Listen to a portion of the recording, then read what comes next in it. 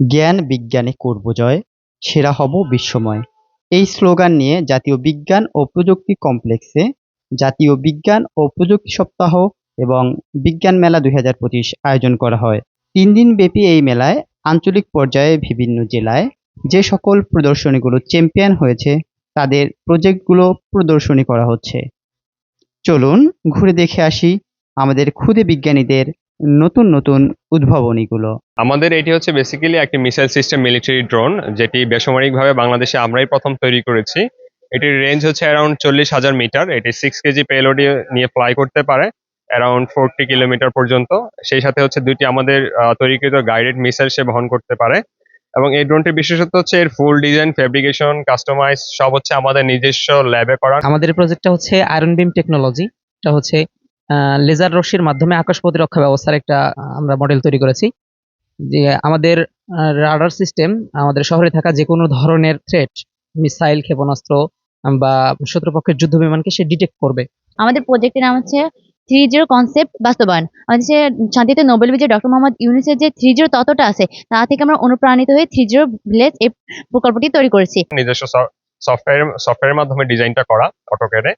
এবং হচ্ছে আপনার নিচে একটি ক্যামেরা সেকশন দেখতে পাচ্ছেন, সেই ক্যামেরা সেকশনের ফুল ডিজাইন হচ্ছে আমাদেরই করা। এটি বেসিক্যালি হচ্ছে এখন বর্তমান 180p তে ভিডিও রেকর্ডিং করতে পারে, 10x জুম রয়েছে, সেই সাথে থার্মাল ক্যামেরা রয়েছে এর সাথে। সবচেয়ে বড় ব্যাপার হচ্ছে এইসব ড্রোনগুলো বাংলাদেশ মিলিটারি সেনাবাহিনী ওরা দেশের বাইরে থেকে নিয়ে আসে, বাইরাক্তার থেকে। তো দেখা যাচ্ছে দেশের বাইরের প্রযুক্তি যদি হচ্ছে আমরা ব্যবহার করি, ওই ক্ষেত্রে নিরাপত্তার একটা ঝুঁকি থাকে। তাই আমরা যাচ্ছি বাংলাদেশেই দেশের বাইরের মতো যে বাইরাক্তারের টেকনোলজি গুলো আছে ওইগুলোর মতো অত্যাধুনিক টেকনোলজি বাংলাদেশেই তৈরি করা। তো সেই চেষ্টাই চালিয়ে যাচ্ছি। প্রথমে আমাদের রাডার সিস্টেম, এই যে এটা রাডার সিস্টেমটা ডিটেক্ট করবে আমাদের যে কোনো ধরনের থ্রেট, মিসাইল, ক্ষেপণাস্ত্র বা শত্রুপক্ষের যুদ্ধ বিমান, এবং পরবর্তীতে সিগন্যাল পাঠাবে আমাদের বিদ্যুৎ অফিসে। বিদ্যুৎ অফিস সিগন্যাল পাওয়ার সাথে সাথেই শহরের সমস্ত, এই যে আপনাদের লাইট দেখতে পাচ্ছেন, এগুলো সমস্তকে শাটডাউন করে ফেলবে। শাটডাউন করে ফেলে সমস্ত বিদ্যুৎ কানেকশন পাঠাবে আমাদের লেজার সিস্টেমে। লেজার সিস্টেম বিদ্যুৎ, তার প্রয়োজনে বিদ্যুৎ পাওয়ার সাথে সাথেই আকাশের উপরে যে থ্রেটটা আছে সেই থ্রেটটাকে ডিস্ট্রয় করে ফেলবে। এবং ডিস্ট্রয় করে ফেলার সাথে সাথে যে ডাস্ট পার্টিকেলটা যেখানে পড়বে সেই জায়গার এক্সাক্ট লোকেশন আমাদের রাডার, আবার পরবর্তীতে রাডার সেই এক্সাক্ট লোকেশনটা যেখানে পড়ছে আপনার ডাস্ট পার্টিকেলটা সেটাকে স্ক্যান করে নিকটস্থ হসপিটাল এবং নিকটস্থ ফায়ার সার্ভিস কেন্দ্রে প্রেরণ করবে, যাতে এখান থেকে 2টা টিম সেখানে গিয়ে সেই জায়গার ক্ষয়ক্ষতিগুলো কমিয়ে আনতে পারে একদম। এই বর্তমান প্রজেক্টের সবকিছু হচ্ছে আমাদের সেলফ ফান্ডিং এ করা। আরো প্রপার ভাবে হচ্ছে আমরা কাজ করতে পারবো যদি সরকারি এবং বেসরকারি সহযোগিতা পাওয়া যায়, আর্থিক সহযোগিতা পেলে। এই ড্রোনটির বর্তমান বাজার মূল্য হচ্ছে প্রায় 20 থেকে 30 লক্ষ টাকার মতো। এটার ভেরিয়েশন আছে অনেকগুলা। তবে হচ্ছে আমরা এই ড্রোনটি তৈরি করেছি মাত্র 8 থেকে 10 লক্ষ টাকার ভিতরেই, যেটা আমাদের জন্য খুবই সাস্টেনেবল। এখানে আমাদের ফার্স্টেই আছে রেইন ওয়াটার হারভেস্টিং। এখানে আমাদের বৃষ্টি পানি সংরক্ষণ করে আমরা মাটির নিচে কুণ্ড আকারে বা টব আকারে যদি সংরক্ষণ করে রাখি তাহলে আমরা বছরের পর বছর সেটা ব্যবহার করতে পারবো। সেটা বিশুদ্ধকরণের মাধ্যমে আমরা খাবার পানি হিসেবে ব্যবহার করতে পারতেছি, যাবতীয় কাজ করতে পারতেছি এই পানি দিয়ে। তারপরে আমাদের ভূগর্ভস্থ বৃষ্টি পানির কারণে ভূগর্ভস্থের উপর যে চাপটা পড়ে সেই চাপ প্রত্যেক বাড়ি বাড়ি যদি আমরা এরকম সংরক্ষণ করে রাখি তাহলে ওই চাপটা আমাদের অনেকটা কম হচ্ছে। এবার যে পানির বিদ্যুৎ বিলটা আসে সেটা মারাত্মক একটা বিদ্যুৎ বিল আসে। আমরা যদি ওই পানিটা ব্যবহার না করে যদি আমরা এই সংরক্ষিত এই পানিটা ব্যবহার করি তাহলে কিন্তু সেই বিদ্যুৎ বিলটা আমাদের দেয়া লাগতেছে না, এক্ষেত্রে আমাদের সঞ্চয় হচ্ছে। আমাদের সামনে আছে হাইব্রিড ভেজিটেবল গার্ডেন, যেটা আমাদের স্বাভাবিক নিয়মে যে আমাদের সবজি চাষ করার ক্ষেত্রে কিন্তু অনেকখানি জায়গার প্রয়োজন হয়। আমরা যদি এভাবে মানে ভার্টিক্যাল ভাবে যদি এই সবজি চাষটা করি তাহলে আমাদের অল্প জায়গার মধ্যে আমরা উচ্চ ফলনশীল ফলন মানে সবজি উৎপাদন করতে পারবো, ভালো ভালো ফলনও পাবো। আমাদের চারপাশে অনেক বনায়ন রাখছি, কারণ আমাদের বাংলাদেশের যে অবস্থা পরিবেশটাকে অনেক নষ্ট করে ফেলতেছি আমরা, সেজন্য সতর্ক করার জন্য বনায়নটা আমাদের এখানে মাস্ট জরুরি। সেজন্য আমরা আবার সতর্ক করার জন্য বনায়নটা এখানে আনছি। আর সামনে রয়েছে আমাদের এগ্রিকালচার, যেটা আমাদের ওখানে ফসল উৎপাদন প্লাস সৌর বিদ্যুতে সৌর প্যানেলের মাধ্যমে বিদ্যুৎ উৎপাদন করতে পারতেছে। একই জায়গায় আমরা 2টা কাজ করতে পারতেছি, কিন্তু ওখানে ফসলেরও কোনো ক্ষতি হবে না। আমাদের ওইখানে আছে ওয়েস্ট ম্যানেজমেন্ট প্ল্যান্ট, যেখানে আমাদের যেহেতু আমাদের 3-0 ভিলেজ, এখানে অবশ্যই একটা আবর্জনা এগুলো হবে, সেগুলো আমরা ওইখানে কালেক্ট করব। ওইখানে 3টা সেক্টর থাকবে, নবায়নযোগ্য, অনবায়নযোগ্য আর পুনরায় ব্যবহারযোগ্য পদার্থ। নবায়নযোগ্য যে পদার্থগুলো থাকবে সেগুলো আমরা ওয়েস্ট ম্যানেজমেন্ট প্ল্যান্ট ওইখান থেকে রিসাইক্লিং করে আমরা জৈব সার উৎপাদন করব, যেটা আমরা ফসলে দিতে পারতেছি। ওই জৈব সারটা কিন্তু আমরা বাইরে থেকে আনা লাগতেছে না, আমরা এখানে মানে ভিলেজের মধ্যে আমরা ওটা কিন্তু পেয়ে যাচ্ছি।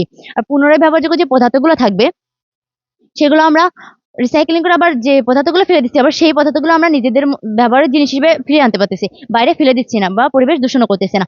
আমাদের যে 3-0 যে কনসেপ্টে আছে 3টা শূন্য, দারিদ্র শূন্য, বেকারত্ব শূন্য আর নেট কার্বন শূন্য।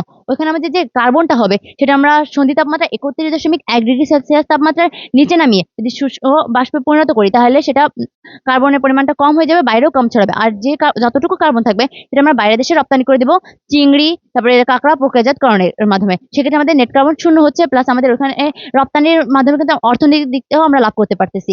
সেক্ষেত্রে আমরা 3.0 যে কনসেপ্টের মধ্যে একটা নেট কার্বন শূন্য ওখানেও কিন্তু আমরা করতে পারতেছি। আর এখানে আছে টাওয়ার, যেটা আমাদের উন্নত দেশে অবশ্যই ইন্টারনেটের অবশ্যই প্রয়োজন। আর এখানে আছে skill development centre plus bank. Skill development সেন্টারে আমাদের প্রচলিত ধারণার মাধ্যমে যে বেকার যুবকরা চাকরির পিছনেই শুধু ছুটে বেড়াচ্ছে, কিন্তু তারা যদি চাকরির পিছনে না ছুটে যদি উদ্যোক্তা হিসেবে কর্মসংস্থান তৈরি করতে পারে, তাহলে কিন্তু বেকারত্ব অনেক কমে যাচ্ছে। সেটা কিভাবে তারা উদ্যোক্তা হতে পারবে, সেক্ষেত্রে আমাদের তাদের প্রশিক্ষণ দেওয়া হবে বিভিন্ন সেক্টরে, যেমন কম্পিউটারিং আছে, ড্রাইভিং আছে, এগ্রিকালচার, বিভিন্ন বিষয়ে তারা ওখানে উদ্যোক্তা হিসেবে আমরা তাদের প্রশিক্ষণ দিব আর কি। তারা প্রশিক্ষণ হয়ে তারা উদ্যোক্তা হয়ে কিন্তু হুট করে তারা কর্মসংস্থান তৈরি করতে পারবে না, তাদের একটা অ্যামাউন্টের একটা টাকা প্রয়োজন হবে। সেক্ষেত্রে আমাদের গ্রামীণ ব্যাংক আছে, কর্মসংস্থান ব্যাংক আছে, যারা স্বল্প সুদের ঋণ দেয়। তারা সেই ঋণটা নিয়ে তারা তাদের উদ্যোক্তা হিসেবে নিজেদের কর্মসংস্থান নিজেরা তৈরি করবে, প্লাস আমাদের বেকারত্ব দূর হবে, প্লাস আমাদের স্বল্প সুদের যে ঋণটা তা থেকে কিন্তু আমাদের দারিদ্র্য বিমোচন হচ্ছে। 3.0 যে কনসেপ্টের মধ্যে রয়েছে আমাদের দারিদ্র শূন্য, বেকারত্ব শূন্য, সেটা কিন্তু আমাদের এটার মধ্যে আমরা করতে পারতেছি। আর ওখানে তো আমরা বললামই নেট কার্বন আমরা শূন্য করতে পারতেছি। আর এখানে আমাদের আছে কলেজ, যেটা হচ্ছে আমাদের যে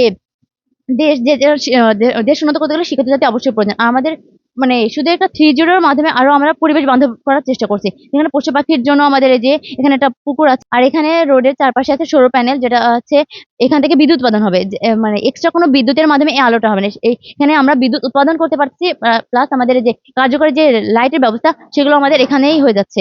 কিন্তু আমাদের এক্সট্রা কোনো বিদ্যুৎ এখানে দেওয়া লাগতেছে না। আমরা এইভাবে যদি প্রত্যেকটা ভিলেজ এভাবে সুন্দর করে 3.0 ভিলেজ ভাবে বাস্তবায়ন করতে পারি, তাহলে কিন্তু আমাদের শহর বা দেশ অনেক উন্নত হয়ে যাবে। কারণ একটা ইট ছাড়া যেমন দালান তৈরি হয় না, তেমন একটা ভিলেজ ছাড়াও কিন্তু শহর বা দেশ উন্নত করা সম্ভব নয়। সেজন্য আমাদের ডক্টর ইউনূসের যে 3.0 তত্ত্বটা, সেই মোতাবেক যদি আমরা এরকম প্রত্যেকটা ভিলেজের এভাবে দারিদ্র শূন্য, বেকারত্ব শূন্য, নেট কার্বন শূন্য করতে পারি, তাহলে কিন্তু আমাদের দেশ অনেক এগিয়ে যাবে। আমাদের ভবিষ্যৎ পরিকল্পনা হচ্ছে এই বিশ্বের এই পরিস্থিতিতে, এখন বর্তমান যে পরিস্থিতি চলছে, আমরা মনে করি যে প্রতিটা দেশেরই একটা আকাশ প্রতিরক্ষা ব্যবস্থা থাকা উচিত।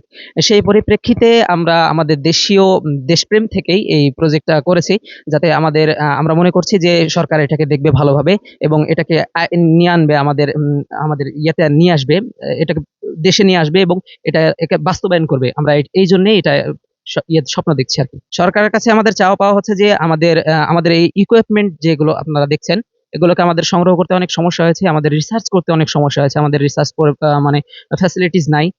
এগুলো যদি আমাদেরকে দেওয়া হয়, আমাদের যে ইকুইপমেন্ট, রিসার্চ ফ্যাসিলিটি বা আমাদের যে জিনিসগুলো প্রয়োজন হচ্ছে, জিনিসগুলো আমাদেরকে বাইরে থেকে আনতে হচ্ছে, বিদেশ থেকে আনতে হচ্ছে, এগুলো যদি আমাদের ব্যবস্থা করে দেওয়া যায়, বা আমাদের যে আমরা লেজার ব্যবহার করছি এটার জন্য স্পেশাল পারমিশন দরকার হয় গভর্নমেন্টের, এই পারমিশন গুলো যদি তারা সহজেই করে দেয়, তাহলে আমরা এটাকে আরো উন্নত জায়গায় নিয়ে যেতে পারবো। এবং আমরা মনে করি যে এই আপনার সিস্টেমটা বাংলাদেশের এমন একটা সিস্টেমে পরিণত হবে যে আয়রন বিশ্বের উন্নত দেশগুলোর যেই আপনার আকাশ প্রতিরক্ষা ব্যবস্থা আছে, তার থেকে এটি 100 গুণ বেশি কার্যকর হবে বলে আমরা আশা করছি।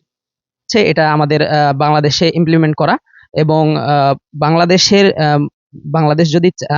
সরকার যদি অনুমতি দেয়, তো এটা ইনশাল্লাহ আমরা অন্য দেশে যারা এর যেহেতু চাহিদা রয়েছে প্রচুর, এটাকে আমরা ব্যবসা হিসেবে ব্যবহার করতে পারি, বা এটাকে রপ্তানি করতে পারি, বৈদেশিক মুদ্রা প্রচুর অর্জন করা সম্ভব এটার মাধ্যমে। আমাদের এটা তৈরি করতে যেখানে খরচ হবে আপনার বাংলাদেশি টাকায় প্রায় 25 থেকে 35 কোটি টাকা, সেখানে আমরা এটাকে বিক্রি করতে পারি 60 মিলিয়ন থেকে 77 মিলিয়ন ডলার পর্যন্ত। বিপুল পরিমাণ একটা অর্থ বৈদেশিক মুদ্রা আমরা অর্জন করতে পারি এটার মাধ্যমে।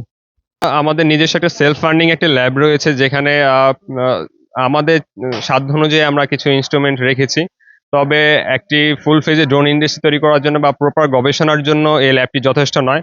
অবশ্যই এর জন্য সরকারি সহযোগিতা প্রয়োজন। সরকারি সহযোগিতা পেলে আমরা আরো বেশি কন্ট্রিবিউট করতে পারবো আমাদের গবেষণার কাজে।